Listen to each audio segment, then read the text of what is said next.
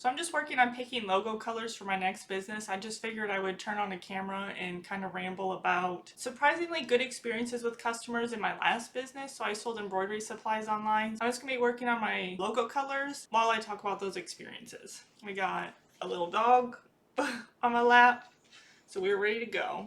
These were the first colors I was kind of playing with. So I found there's this site called, what is it? Sessions.edu, and it actually seemed really helpful to pick colors, but I picked these colors. I do not like them. I'm just trying to make like a image or a sheet that I can refer back to, and that way I know the numbers for the colors. But anyway, the first story that I wanted to talk about was a customer who actually sent me gifts at Christmas time. So she had sent me mugs, and they were custom mugs at Christmas time. So I was surprised to find in my P.O. box that it said, hey, you have a package. So then I went and picked up the package just thinking it was going to be a return or something, and it turned out to be the mugs from the customer. I'll pop up an image of the mugs. Like, it's pretty cool that a customer would send something like that to me, to actually spend the money to do that. And we know how shipping is these days, so the mugs probably weren't that cheap to ship from whatever company did it. Now, I think she just sent it straight from the company. I don't know if the design on the outside was something she had stitched or not, but still seems pretty cool. And over here, I'm just trying to make some random lines of the colors, and then I'll type in the RGB and the CMYK and the hex codes for them.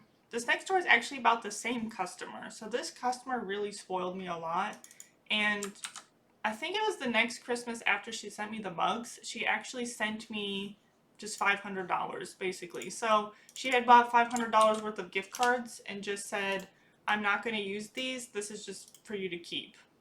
Which, that's not something I ever expected, that, you know, a customer would just give me money like that. So I guess that kind of proves the point of, you know, treat your customers like people. Don't just treat them like dollar signs. Because I would put a lot of effort into packaging orders, and I definitely made sure everyone felt like they were taken care of. You know, if something seemed a little odd in their order, I'd send them the email just to double check. Or if there was a weird issue with shipping, I would make sure to take care of it. You know, if I need to submit a lost mail request for a customer, I would go do that for them. And I did make sure to tell this customer that if she ever changed her mind, that she could spend the gift cards. You know, I wasn't gonna immediately delete her access to them or something.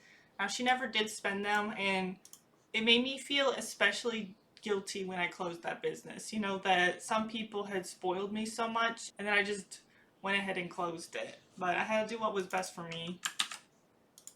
Are they putting these colors in? I don't know. Do I love the colors? Do I not? I don't know. I'm trying to get... On my other business, I kind of liked oranges for like the buy now colors and stuff, and the option of a red seems nice. I always like the teal colors, and I like blues. I might just roll with it. I think I'm mainly going to stick with the blues and maybe the teals. And then just like the random accents will be these other colors. For the next story, I had a customer who she had offered to make flowers for me if I had gotten married. Well, I did get married, but she had offered to make these flowers where I guess you take a book and then you would cut the pages out and then you fold up the book in a way to make flowers. And this customer, I had chatted back and forth with her quite a few times. Now, I would have felt bad actually having her do that because it just seemed like it'd be a lot of work. And also, I didn't have a big wedding, so I wasn't carrying flowers down an aisle or something. But that was sweet of her to offer. And with my customers, it was also nice that I had some that I feel like they really almost looked after me in a way. So if they knew I was stressed out with, like, let's say I had a sale or something going on, I was saying that orders might take a long time to ship. Some of them would just send me a message and say, hey, you don't need to worry about shipping my order right away. You know, you can just put mine last. I'm not in a hurry. Now, I usually just kept those people's orders in the order that I had received them because it didn't feel right that just because they were being nice that I was actually going to hold off their order for so long. Now, if they needed their order held off, I would do that for them as if they were on vacation or something. You know, then I would ship their order later. But I wanted to make sure I didn't run out of the items that they were wanting. You know, let's say my inventory was off, so I didn't really push the orders back. I would just ship it later. Let's see, I'm trying to get these CMYK values. I keep looking at these colors, not confident of them, but I think I'm going to roll with it. Because what I want to do is I want to test 99 designs and have a logo created on there. Now, it is expensive, I just kind of want to document the process of using it. And then I also want to use 99 Designs, if the logo goes well, to make shirt designs, because I'm planning on selling shirts with this business.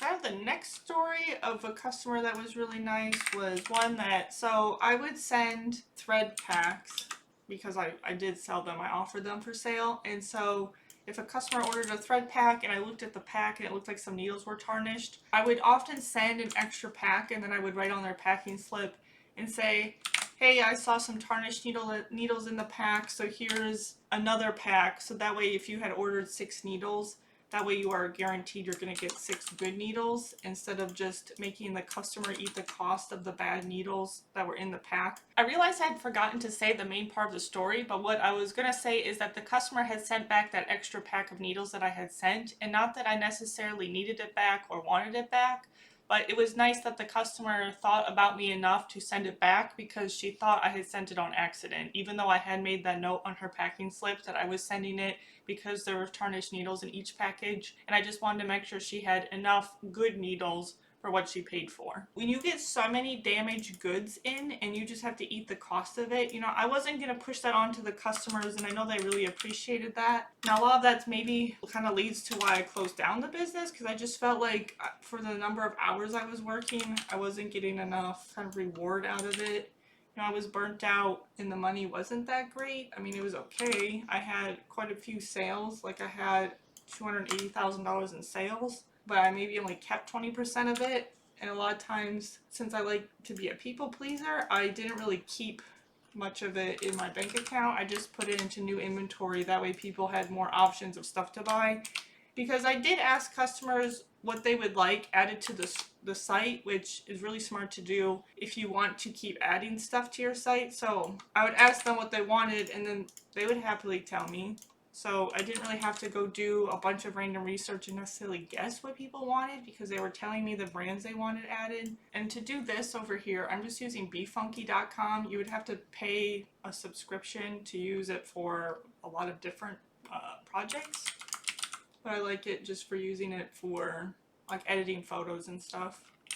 Kind of the sad part is, as I'm sitting here, a lot of the bad parts of the business kind of stick out in my mind, like the bad experiences with customers, because there's not that many that are, you know, are like blow your mind, unexpected great, but sometimes on the bad side you get the unexpected like bad, as in you don't expect someone to complain about the shipping cost after they purchased or something, but just something that happens, something you have to deal with.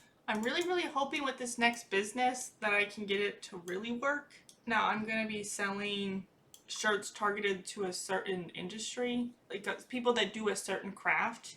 Because if I can prove that I can make it work, I feel like as long as people can find the right niche and get like the right website set up, that they can have a lot easier time getting those sales to roll in. Now, I don't really know if it's going to work until I actually do it, so that's what I'm doing. I'm going to see if I can get another business off the ground, because I feel like a lot of people have imposter syndrome if they get one going. You know, you just kind of feel like, was it all luck? Was it all luck that I had gotten over $250,000 in sales multiple years in my last business? I don't know. I don't think it was all luck.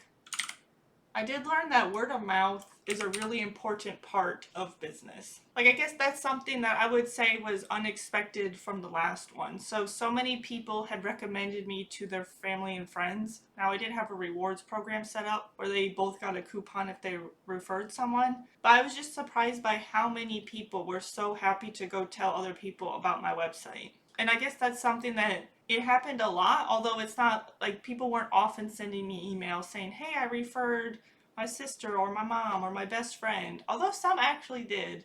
I feel like that's so easy to tune out when you have the other bad parts of the business.